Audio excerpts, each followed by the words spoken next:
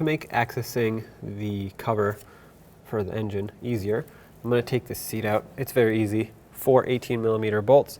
Some of them will have a little cover like this, which we'll have to remove in a second, and some won't, such as this one at the front here. You can see the nut will be exposed down there, so let's go ahead and unthread it.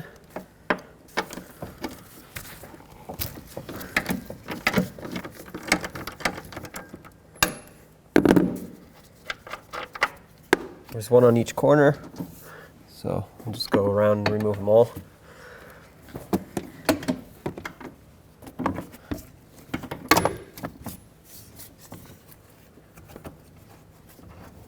Nut number 2.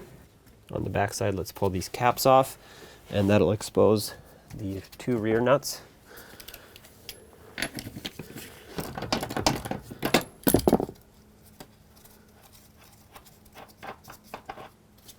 Last one.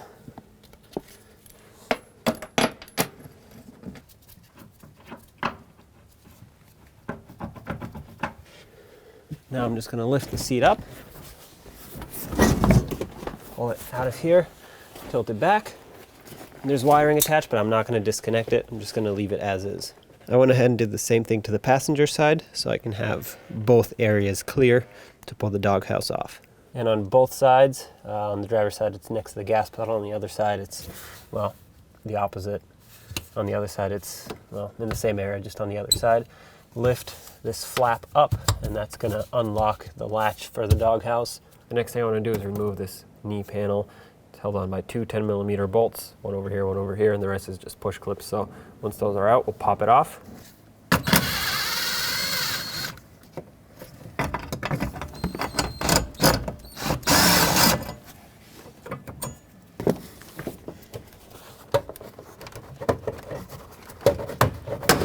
Pull straight out. Take down the kick panel here, the knee panel, 2 10mm bolts. There's one.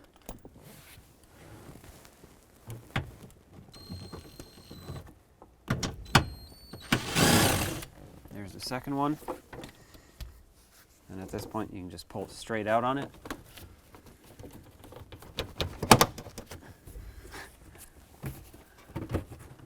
At this point, grab it from the side, pull straight out. Okay. Underneath the center console / cup holder, there are 2 more clips that we have to undo. I have a panel here that's missing. It's like a little pocket. Either way, open that up, and there's going to be 2 10mm bolts right behind it. Remove both. There are 2 more up top.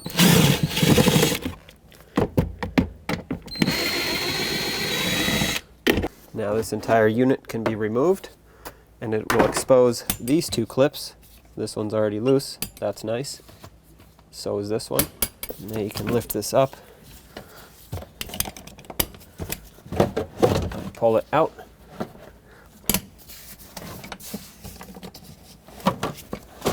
Pull straight back as you lift up, and there you go. You have access to the backside of your engine. To make things easier, I'm just going to remove this air intake and filter box. 2 10mm bolts at the front. The mass airflow sensor connector right here.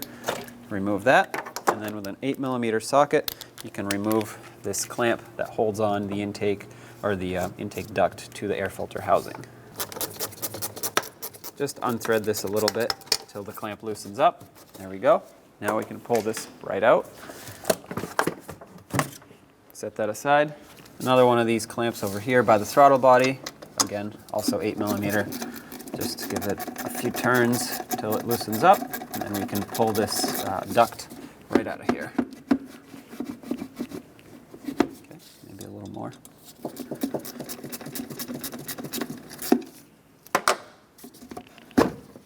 Okay, set that aside. Let's take this off of here. 8mm socket, remove this bolt.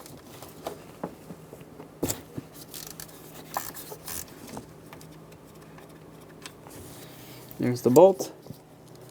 Pull this straight up and out.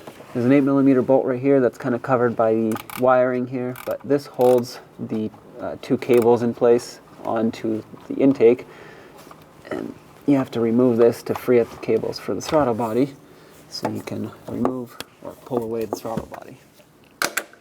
Let's pop this harness out of here. Maybe this will give us a little bit of extra room.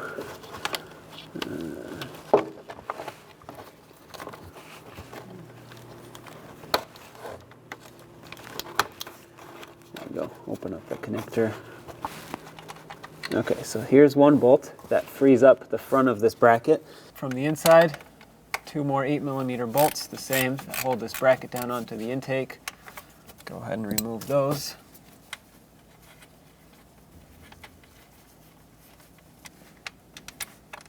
Okay, there it is. And there's a third one at the top here.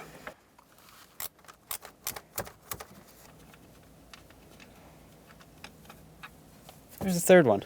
Now back outside, let's unplug the throttle body connections. There's one at the top here, and there's one at the bottom as well. Set those aside. And then we have 3 nuts, one at the top and 2 at the bottom. They kind of form a triangle. Deep 10mm socket. Break those free.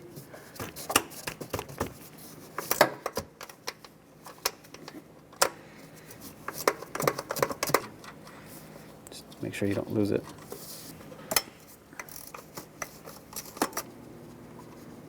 There it is. There we go. Finally broke free. We'll switch to a smaller ratchet now.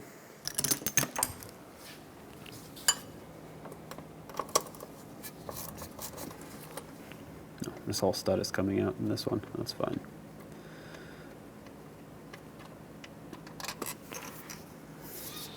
Okay. Pull the throttle body away from the intake. And what this does is it prevents us from disconnecting any coolant hoses. And now the intake is separated from here. We'll go ahead and unplug this while we're at it, because this harness goes back onto the intake. So this can stay here, harness can stay back there. And while we're here, let's disconnect this 10mm nut that holds the plastic bracket for this harness down on the intake. That has to come off.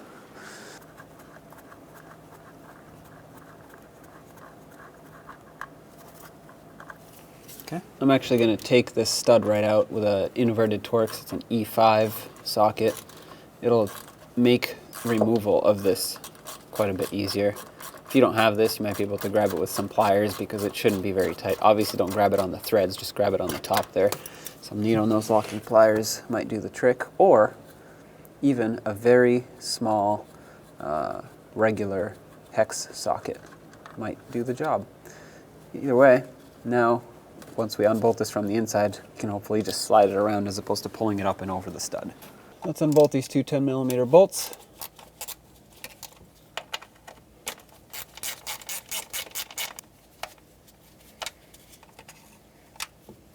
Unplug the map sensor. Go back on the connector, set it to the side. Let's unplug this connector too. Then from the back side, I pushed on this and unsecured it from the intake. We'll set this aside as well. I'm going to cut these wire ties. That'll free up this plastic cover from the harness. There are multiple around the whole harness here, so just go around and cut those all, remove them. Now with this freed up, I'm going to go ahead and push this out of the way, as well as the cables for the throttle body. Now our harness is quite a bit more free, and we can pull it to the side here, and we can move it around as needed when we free up the intake. At this point, disconnect the PCV hose. I'm going to open up this retainer here for the harness to pull the harness out of it. There we go. Once the injectors get unplugged, which I guess we can do now, then this harness will be able to move more out of the way. So let's unplug the injectors. You're going to have to pull up or press on the little tab. I'll show you that in a minute. and that unlocks this lock here. Once you pull the lock out, press on that same tab and pull up on the harness, and that should unplug the injector wiring from the injector. There we go. So basically, I can show you out in the open now. This is what it's going to look like when it's connected.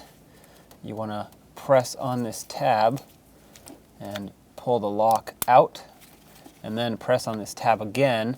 You might have to help this along with a pocket screwdriver from underneath to spread out from the connector.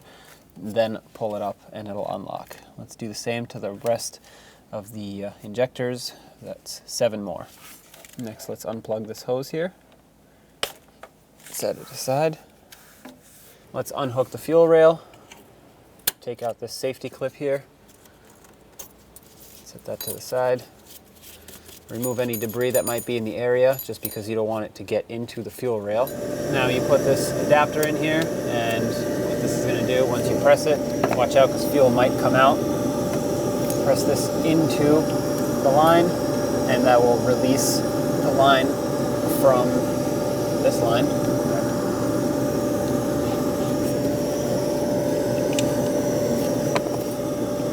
There we go. Like I said, fuel will come out. And now you do the same to this lower one. Take this out. Slide the tool over. Press it in. Sometimes you have to wiggle it around and remove the line. Let's press on this tab to unlock this line. Pull this line off. This is going to have to get moved a little bit to the side so that the intake can come off. This is what the line is connected to on the other side. You can either disconnect the line and remove the line, or might as well take the whole thing out, the line with this. Slide it right out of the way. We'll fish it back through later. Take this bolt out, 15mm socket. Taking this out will just allow the fuel rail to move around a little bit more while it's still attached to the intake. Just pull this straight out. I'm going to put the bolt back so I don't lose it, but now we have a little bit more room to work with here when the fuel rail comes off with the intake. 8mm bolts all around this intake that hold it down. I'm just going to go and break them free, and then I'll remove it. It's best to start from the outside and work your way in, but because we have a limited amount of space here, I'm not going to bother. I'm just going to go little by little until I break them all free, and then I'll just remove them all.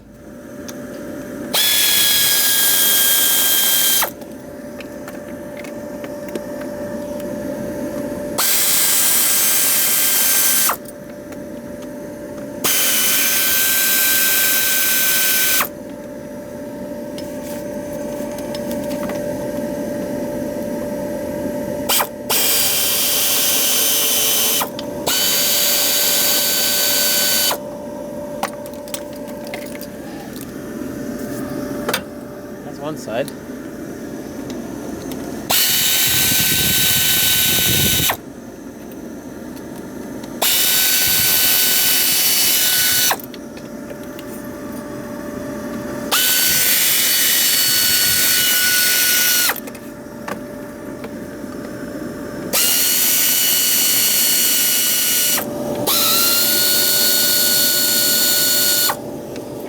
Now the intake is free.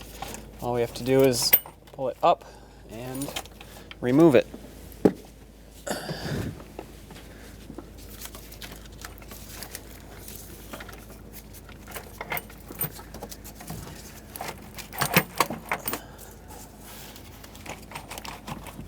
Looks like it's hanging up on one of the bolts back here.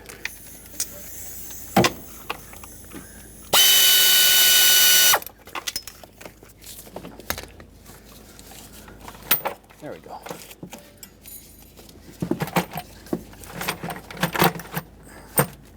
Is there another bolt? Nope.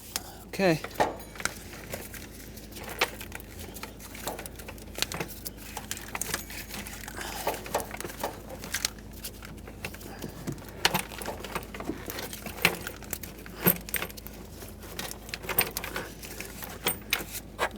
this wiring comes off of the intake. Pcv hose on this side is kind of getting jammed in here. So we'll pull it up and over. Leave it right there. Okay. Try to get as little debris inside the engine as possible. And just make sure none of the wires are getting caught. Oops. Okay.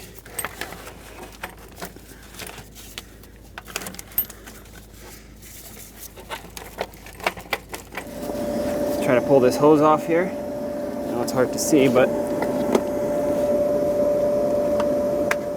okay, pop that hose off. Now grab the rest of the intake, wiggle it out of place, and there it is. So I want to vacuum all this up. There's a lot of debris here, and preferably you want to vacuum it before too, which I already did, but that was as much as I could get out with the vacuum cleaner. So I'm just going to have to do a very good cleaning now. Now pop this cover up with a little pry bar, screwdriver, whatever you have here. Okay, now you can see the wiring, and on the side of it, this might be a little bit difficult to do, and actually I might need some pliers, but basically you have to squeeze the sides in and pull it up. Can't really fit my fingers in there, so let me get some pliers. So now with some needle nose pliers, I'm going to hopefully grab onto the sides of the connector for the knock sensor, squeeze it, yep, and pull it out. So basically this is what has to happen. It has two tabs here, and when you squeeze it, those spread out and let go. And we'll have to do the same to this rear one over here, or front, I guess. That's the front of the engine. There we go, pop it up.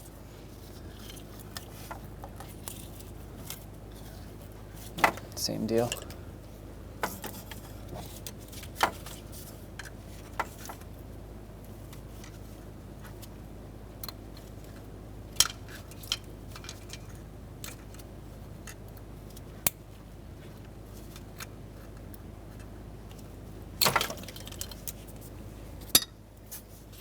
Okay.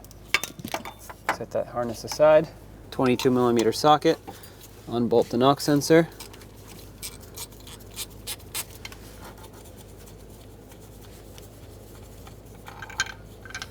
There it is. Let's do the same to the front one. If you're going to do these, I strongly suggest you do them in pairs. You don't want to have to come back for the other one. And there it is. Let's put the new ones in. Make sure you don't drop them. These are delicate internally, and you don't want to damage it in the installation process. So thread it on by hand, bottom it out, and then I'll actually torque it. It's important to torque these because what they do is they sense vibrations from the engine, and if they're improperly torqued, they will send the wrong signal to the computer. So you want these to be properly tightened. 15 foot-pounds. Like I said, it's important to have these torqued right there and right there. Take the harness and connect it onto the knock sensors.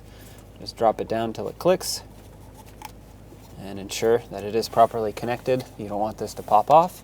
Now take these covers and slide them down in here. Sometimes you might need a little rubber mallet to just persuade them into place. Make sure you don't tap the wire though.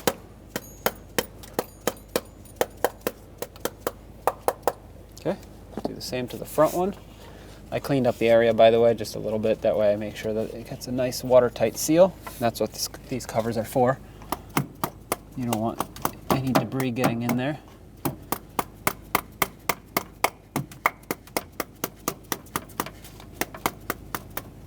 Perfect.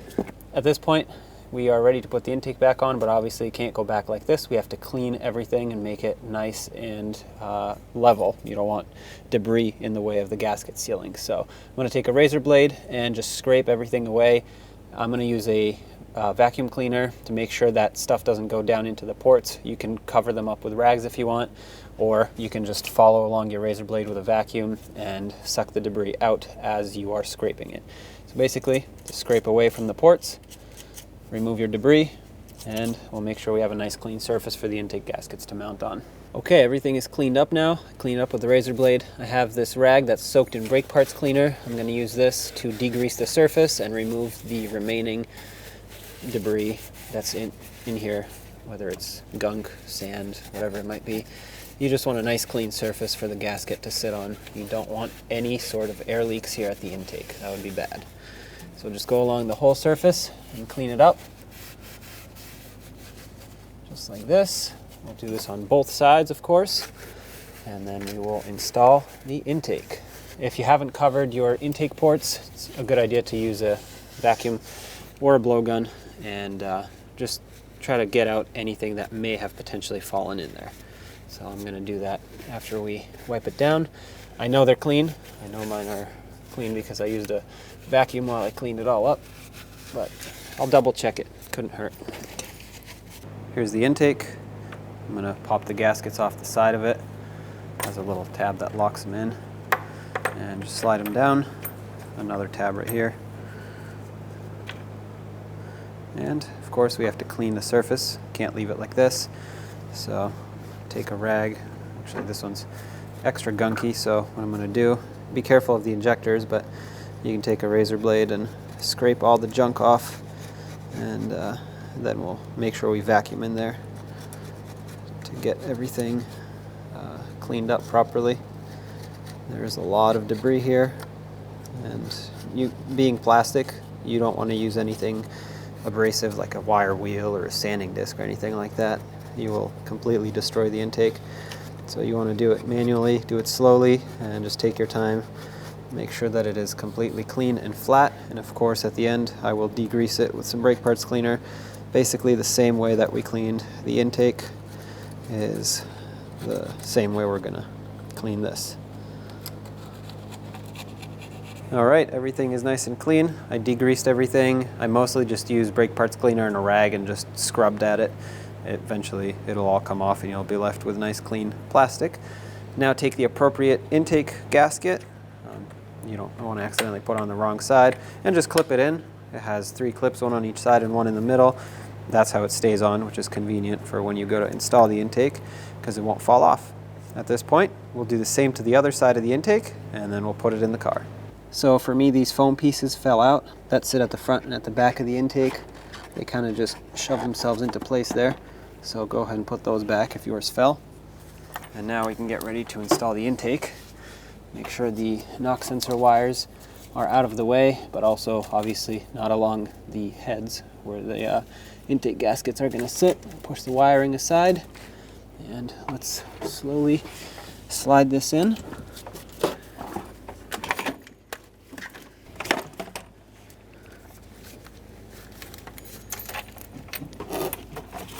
Make sure all of the wiring that needs to be out of the way is out of the way. Okay, so before I fully install this, there was that vacuum hose at the front. I don't even know where it went. Here it is.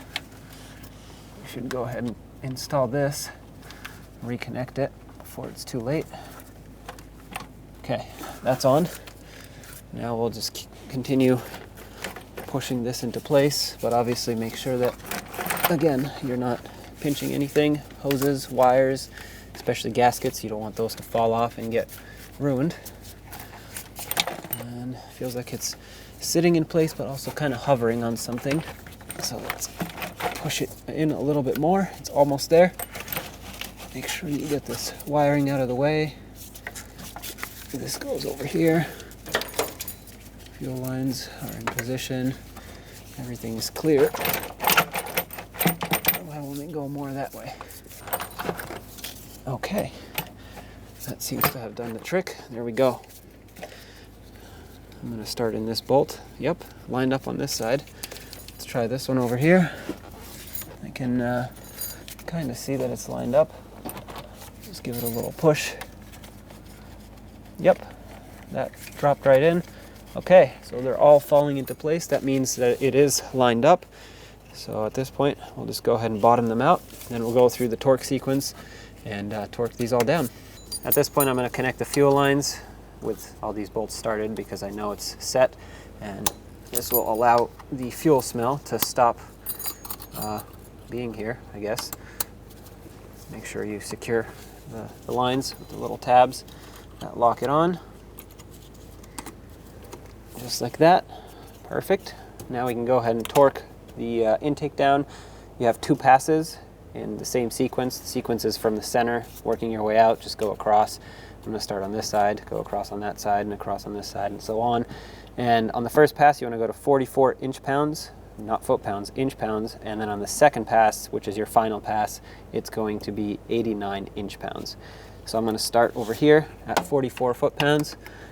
And I'm just going to torque this one down, and then I'll move across, straight across, to the other side, and so on. All right, let's move across. Okay, second pass, 89 inch-pounds. Same sequence from the center, working your way out. And this time it should go a little bit faster. All right, so those are all torqued.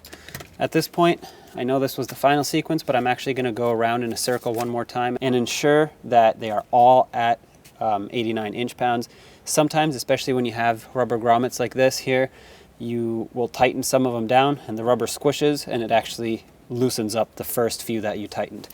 So I'm just going to go around in a circle. You don't have to follow the sequence once they're all tight. And there might not be any that are loose, but you're better off checking now as opposed to finding out the hard way later. Connect your map sensor. Now let's connect the knock sensors back to their harness here. Clip the harness onto the intake, just like that, and then click the connector in. Make sure it clicks so that it's properly secured. Let's connect the injectors.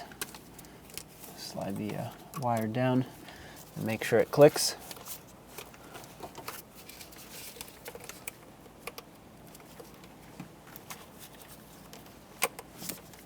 Okay, pull on it to make sure it doesn't come back out, and then of course don't forget to put in this locking tab so that it doesn't get potentially well, unlocked.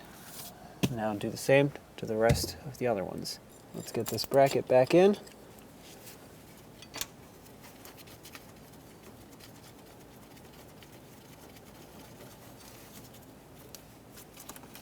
Get the PCV hose out of the way. Make sure this is nice and tight. There we go. And then while we're here, let's go ahead and reconnect this PCV hose. Okay, and of course we have this line over here that we need to bring the hose back through the front. We pulled it out that way, so let's bring it back in.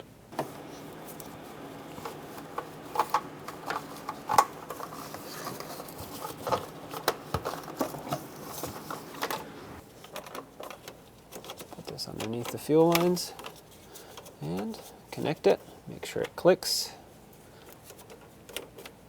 How do you? Oh, there we go. Make sure the lock is in the unlock position. Press it down, and to lock it in, just press on that white tab. Give it a little pull to make sure it's locked in, and it is. Take this little cover that covers the wiring harness, pull it back into its location, and let's put in the 2 bolts that held this down.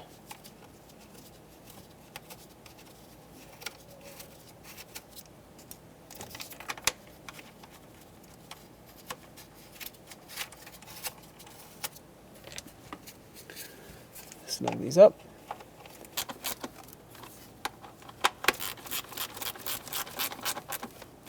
All right, don't forget about this hose over here. At this point, I want to get the throttle body back in. Line it up. If you have a new gasket, I highly recommend using a new gasket here. Go ahead and plug it in so the wires don't keep dangling in my way, and then had a mounting nut up top and 2 on the bottom, 1 on each side, that is, kind of like a triangle.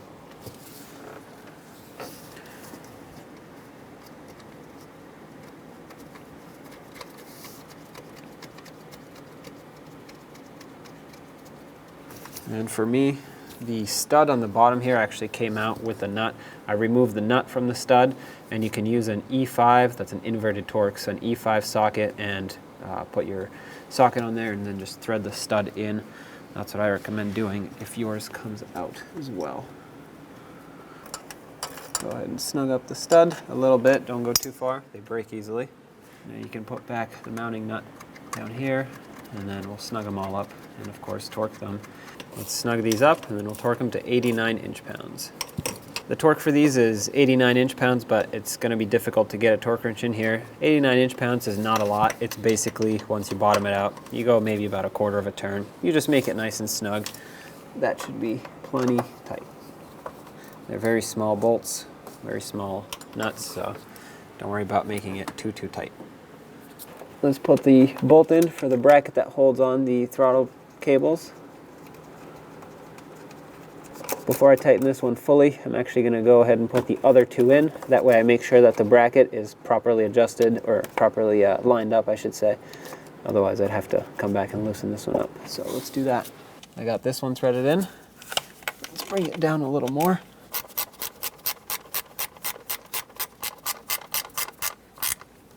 Now it's snug. Since 2 of the 3 are in, third one automatically lines up. Thread in the third one, and then we'll snug the other 2 up.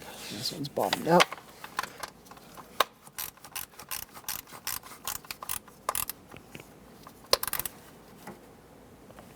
There we go.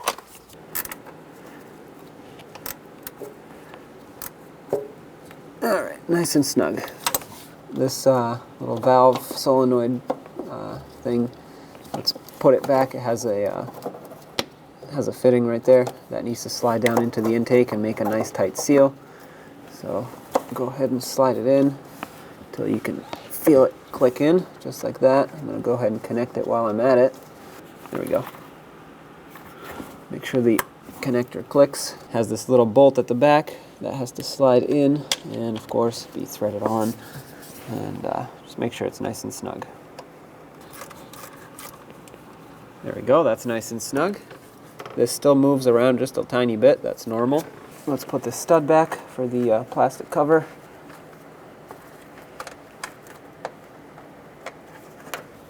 Snug up the stud. You don't have to make it too tight, just bottom it out. Give it a tiny bit extra. The nut being tightened will do the rest of the tightening on the whole thing, the stud and the nut. Okay, that's bottomed out. Okay, go ahead and put the 10mm nut back on, and let's snug it up. Perfect.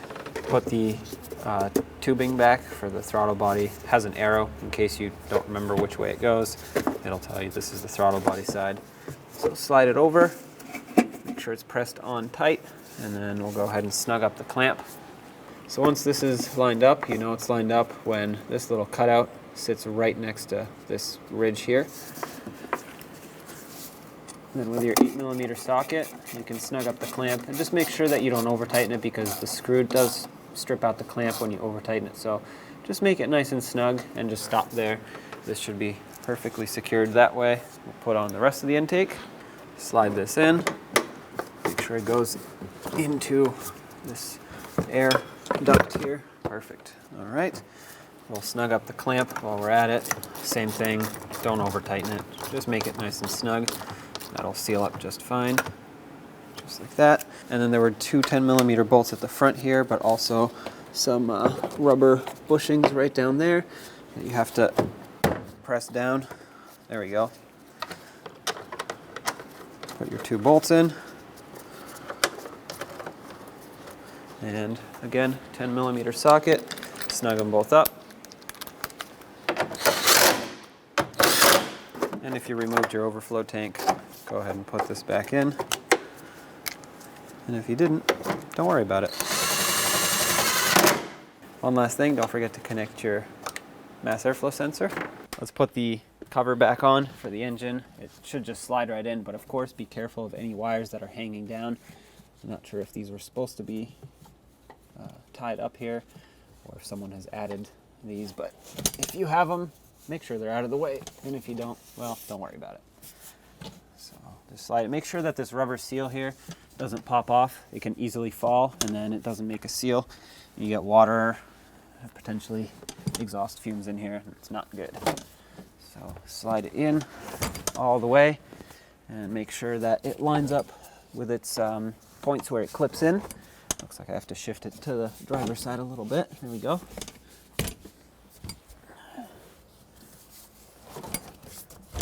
All right, that just fell into position. Let's latch it on.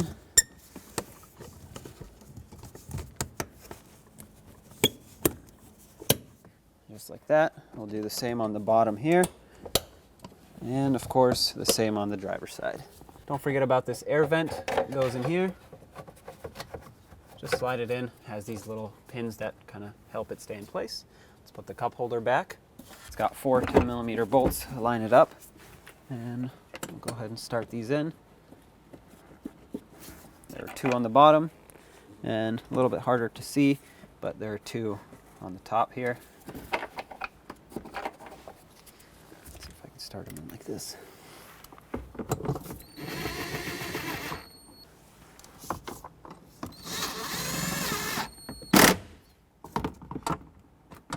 Okay, snug them up.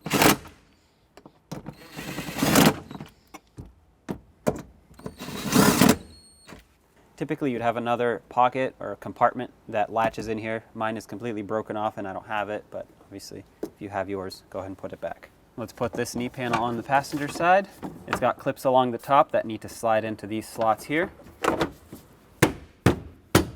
Okay, and then 2 10mm bolts on the bottom. That's 1. That's 2. Same on the driver's side, clips all along the top. And 2 10mm bolts that hold it on the bottom. Somewhere. Here they are.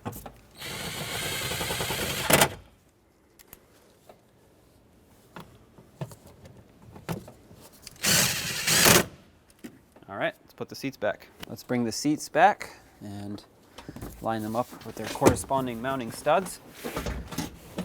Oops, make sure you don't pinch any wiring. And drop it down. Let's put the nuts on. There's 1 on each corner. Let's bottom them out. Make sure they're nice and tight.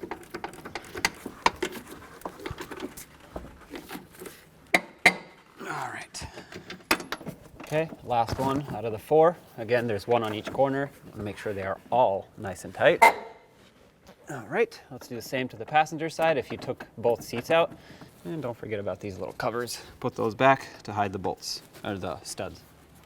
Last bolt on the passenger side. Again, 4 on each corner. Make sure they are nice and tight. Okay, this one unfortunately didn't have any little caps for me, but at this point you can go ahead and turn on the engine, take it for a road test.